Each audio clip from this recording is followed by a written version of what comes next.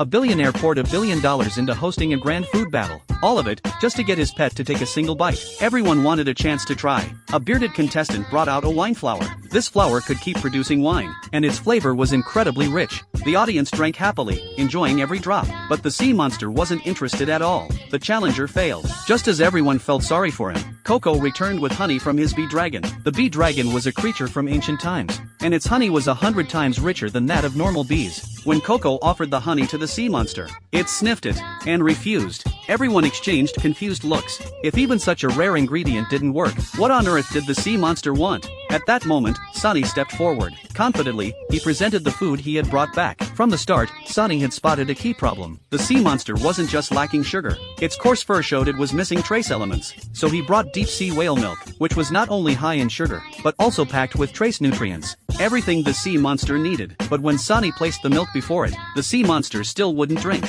This broke the young master's heart. 2 of the 4 heavenly kings had already failed. Now all hopes rested on Toriko. Under the expectant eyes of the crowd, Toriko returned with a giant strawberry. This strawberry grew on trees, drawing nutrients from 100 kilometers around. Its sweetness was 10,000 times greater than that of a normal strawberry. The sea monster sniffed it,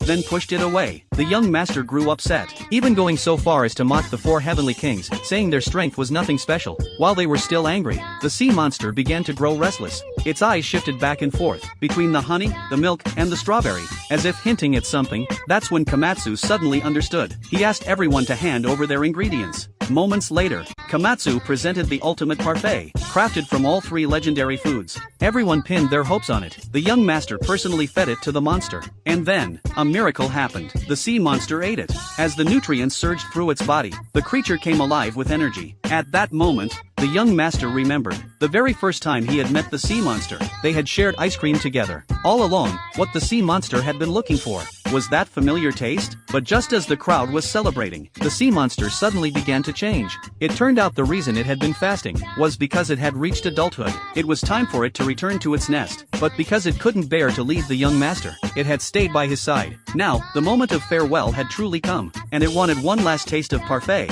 to honor the friendship between them.